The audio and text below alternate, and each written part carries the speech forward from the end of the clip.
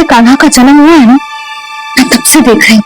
तब से हम पे कोई भी संकट आती है ना, तो अचानक से कोई अपरिचित हमारी सहायता करने आ जाते हैं। और चाहते समय कान्हा की आज्ञा लेके जाते हैं, और कभी कभी तो इसे प्रभु बोल के जाते हैं। बाबा संभालो।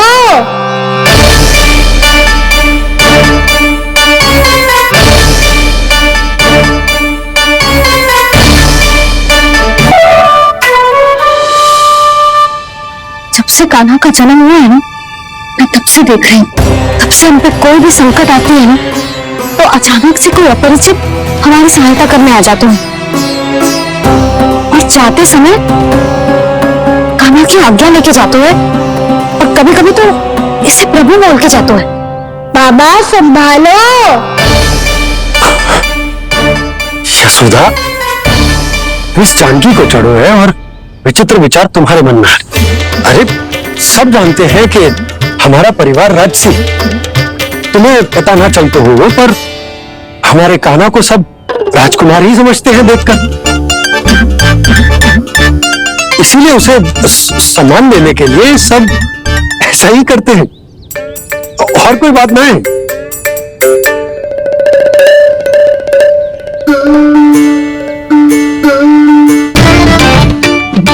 जी मेरे लल्ला को ऐसे क्यों घूर रहे हैं? बुरी दृष्टि लगाएंगे क्या? बद्रा जी, आपके साहब तो गए, अब आप यहाँ क्यों? वो क्या है ना, मैं अपने रोगी का निरीक्षण करके पूरी तरह से संतुष्ट होकर ही जाता हूँ।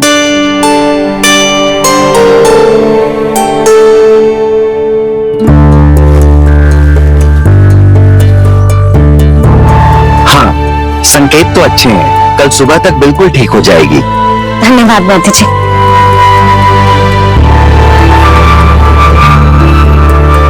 बस तो फिर हम कल पकड़न पकड़ाई खेलेंगे जानकी।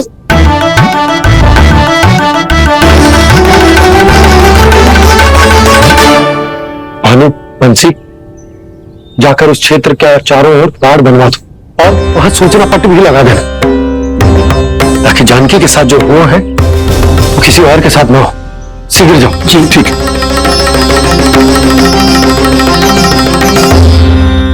और सूचना पट लगवाने से समस्या का समाधान नहीं होगा बाबा। निर्दोष पशु सूचना पट देख कर भी कुछ समझ नहीं पाएंगे।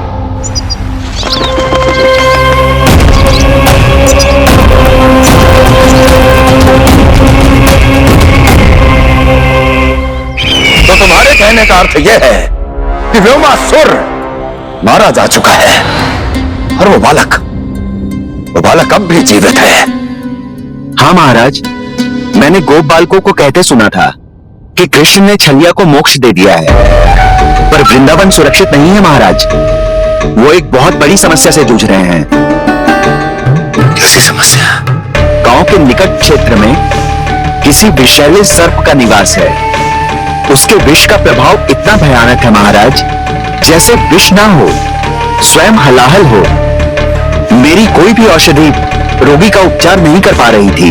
निकट के क्षेत्र में कहां है वो सर्प? गोप मानते हैं कि वो सर्प गांव के निकट यमुना नदी के जल में रहता है। मुझे तो लगता है महाराज, ये कालिया नाग की कथा कोई किंवदंती या लोकश्रुति नहीं, एक सच्चाई है, एक विषैली सच्चाई।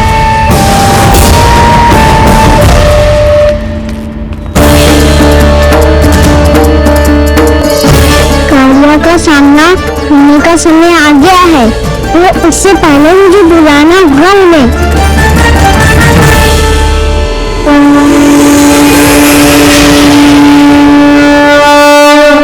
संसार के दारुण भय का नाश करने वाले, सभी कष्टों का हरण करने वाले, विश्व का समस्त ऐश्वर्य प्रदान करने वाले, कमल जैसे लोचन, मुख और चरणों वाले आजानुभुज श्री राम को मैं बार बार नमस्कार करता हूँ। आपदामपहर्तारम दातारम सर्व संपदाम लोकाभिरामम श्री रामम भूयो भूयो नमाम्यहम्। काकभुसुंडी काकभुसुंडी काकभुसुंडी। प्रभु क्षमा करें, मुझे जाना होगा।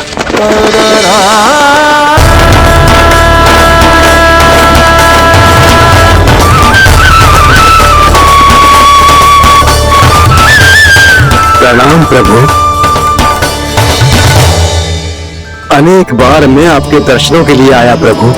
कभी नंद भवन के झरोखों से आपके दर्शन करके चला जाता था, तो कभी दूर किसी वृक्ष की आड़ से आपको निहार लिया करता था। आज आपने स्वयं मुझे बुलाकर धन्य कर दिया प्रभु।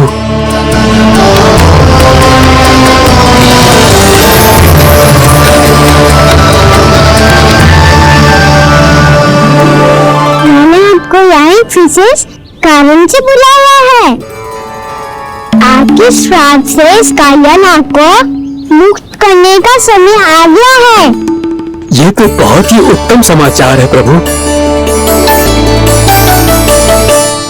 इतने वर्ष बीत गए, मुझे आज भी स्मरण है वो दिन जब मैंने उन्हें श्राप दिया था। अपने क्रोध पर नियंत्रण खोकर बहुत बड़ी भूल कर दी थी मैंने प्रभु। बीती घटनाओं पर दुखी होकर कोई लाभ नहीं है। हमें भविष्य की ओर देखना होगा।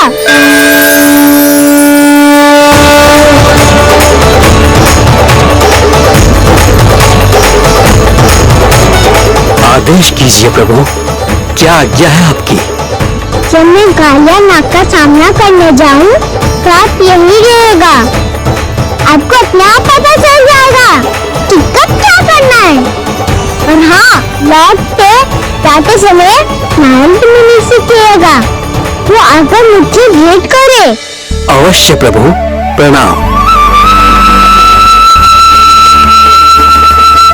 क्या इसने सच्ची में देवर्षि नारद को बुलाया है?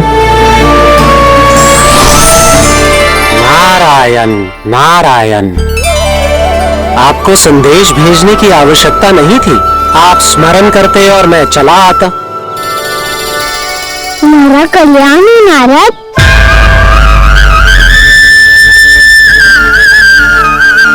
मैंने तुम्हें विशेष कार्य के लिए बुलाया है। आज्ञा दीजिए प्रभु। तुम्हें एक बात से कंस से भेंट करनी होगी। विचार कीजिए महाराज, क्या आप बिना किसी शंका के कह सकते हैं कि कौन सी पंखुड़ी पहली है और कौन सी आखिरी? उस दुष्ट से भेंट करना स्वयं कीचड़ में उतरने के समान है प्रभु। कमल पुष्प प्राप्त करना हो तो कीचड़ में उतरना पड़ता है नारद। आपका आदेश तो मैं स्वप्न में भी नहीं टाल सकता प्रभु। कंस कालियानाग के बारे में जान गया है, पर वो उसका सामना करने का साहस नहीं कर पाएगा। मैं आतुर हूँ प्राप्ति, मूर्ख नहीं। मेरी बुद्धि फिर नहीं गई है। मैं स्वयं उस कालिया जैसे महाविषैले सर्प के सामने खड़ा हो जाऊं और अपने ही काल को आमंत्रित कर लूं। तो फिर अपने लाभ के लिए उसका प्रयोग करने का कोई और उपाय सोचिए स्वामी। कुछ ऐसा कीजिए कि यमुना नदी का पूरा जल विषैला हो जाए और वृंदावन वासी उसका उपयोग करे, और आपका काल कहलाने वाला वो बालक स्वयं काल के गाल में चला जाए। उत्तम उत्तम सुझाव है प्राप्ति।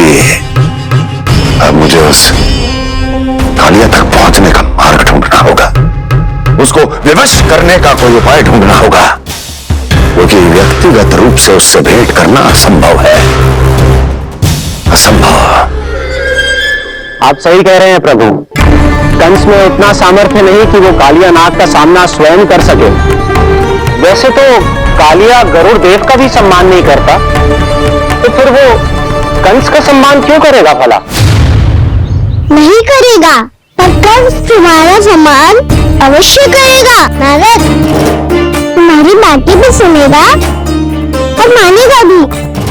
ये मेरी योजना का बहुत ही महत्वपूर्ण भाग है। तुम कंस के पास जाओ और कहो कि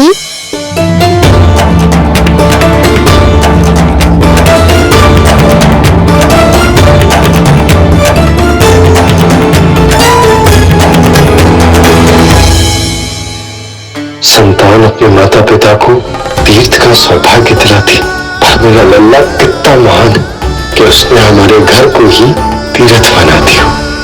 ऐसा तीर्थ जहां मेरी आंखों के सामने भक्त और भगवान का मिलन हो रहा है। जो आज्ञा प्रभु।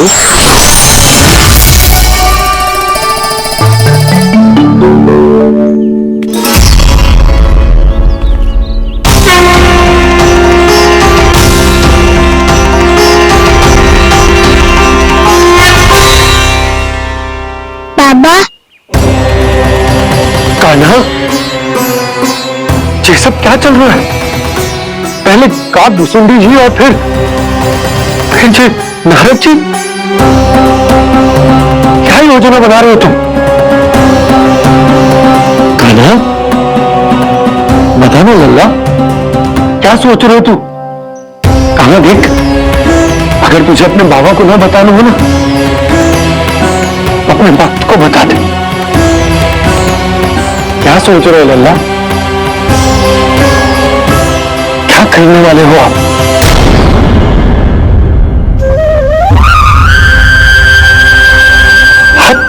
आप इतने दुखी क्यों हो? कान्हा? कान्हा? क्या होगा?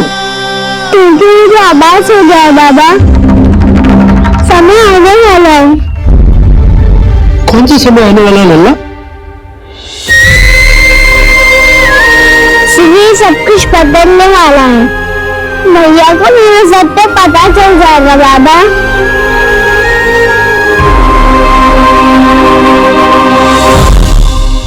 पर लल्ला, इसका काक भुसुंडी और कालिया नाग से क्या संबंध है? ऐसा क्या हुआ था और क्या होने वाला है?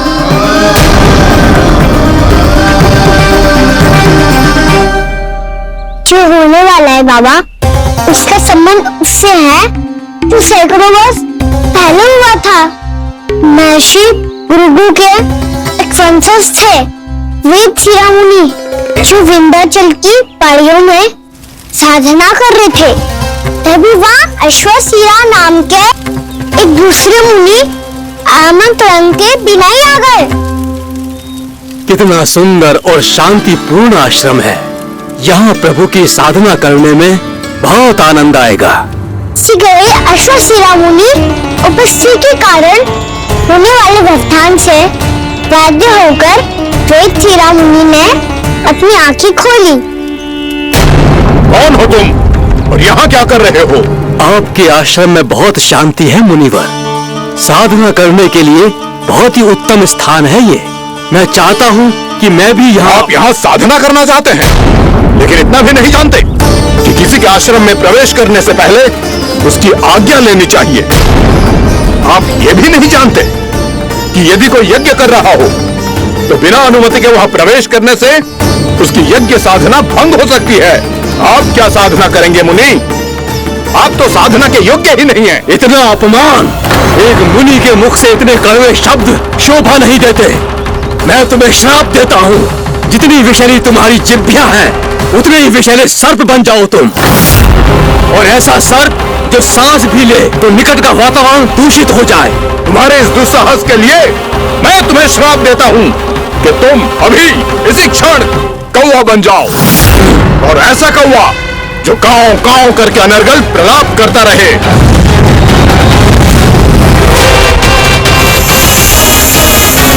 ये मैंने क्या किया? ये मैंने क्या किया? क्रोध के कारण दोनों ने एक दूसरे को श्राप दे दिया। पर दोनों ही मेरे भक्त है, और भगवान होकर मैं अपने भक्तों को इतनी कठिनाई में कैसे देख सकता था? इसलिए जिस संकट में उन दोनों ने अपने आप को फंसा लिया था, उसका समाधान करने में मैं उनके पास गया।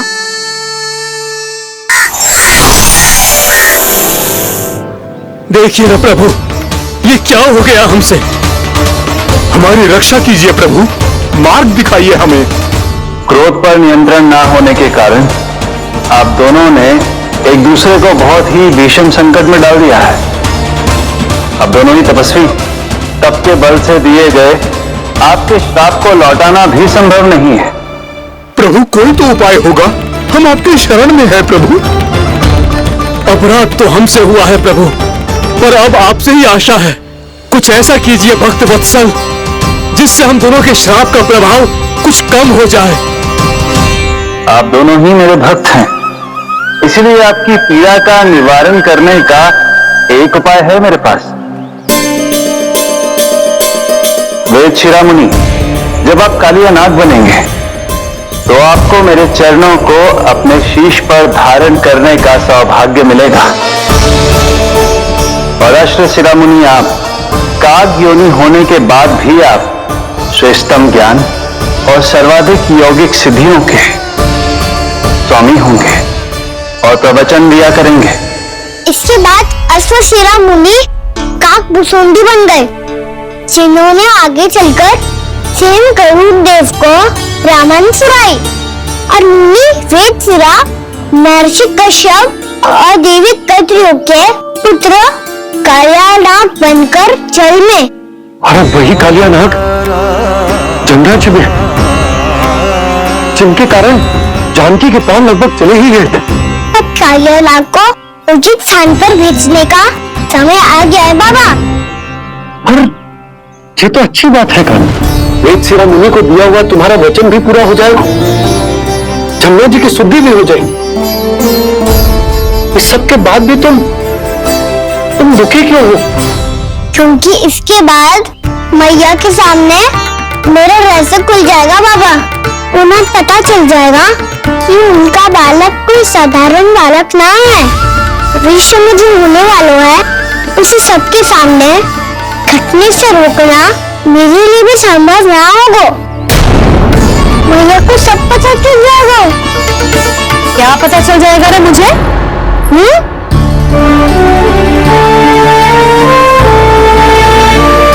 यही कि सबसे अधिक प्रेम मैं आपसे ही करता हूँ। अब बस भी कर, चलो भोजन के लिए बुलाने आई थी तुम दोनों को।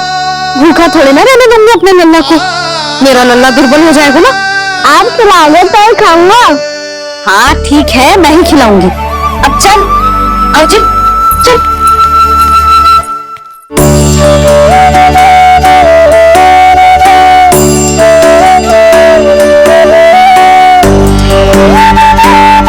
भैया खेलो ना मेरे साथ। भैया सुनो ना, मेरी बात ना मानोगी? अभी बहुत कार्य पड़े नन्ना, विज्ञान की औषधि भी देने जाना है ना। क्या औषधि मैं दे दूंगा, फिर तो खेलोगी ना मेरे साथ। पिछले कुछ दिनों से अपनी मैया का अधिक से अधिक प्रेम पाने का प्रयास कर रहा है कान्हा। इसका तो एक ही अर्थ हो सकता कि कछु बहुत बड़ा होने वाला है। कान्हा रुक जा नन्ना। कान्हा क्यों तंग कर रहा, मैया को पहन लेना। कान्हा, कान्हा, ये क्या करा तूने?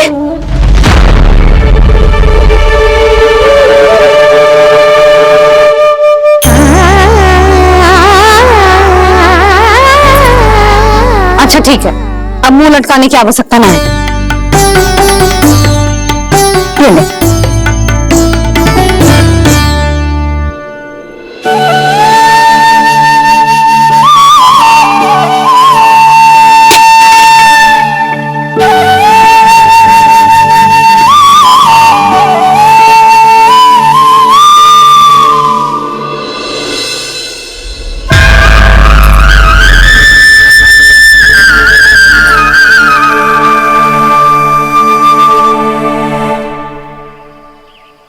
तंग करे मैया को खिजाए, खेले रूठे मनाए,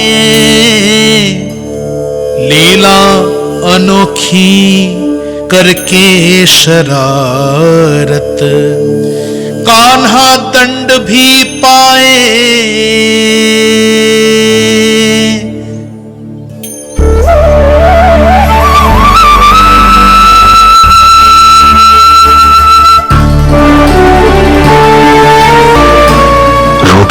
पिलाना, खेलना खिलाना, पहले शरारत करके क्रोध दिलाना और फिर क्षमा मांग लेना, ये सब जानबूझकर कर रहे हैं कान्हा, जैसे जीवन भर के लिए अपनी मैया की ममता को अपने हृदय में समेट कर रखना चाहते हो।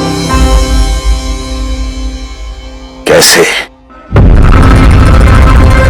कैसे करूं उस कालिया से मित्रता, कैसे करूं उसका उपयोग?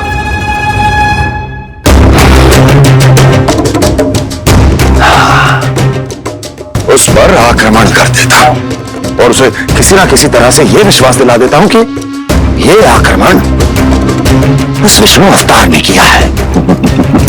फिर वो क्रोध में आकर सारे वृंदावन वासियों को अपने विष से समाप्त कर देगा। उचित है, ये उचित है। नारायण हरि, नारायण हरि।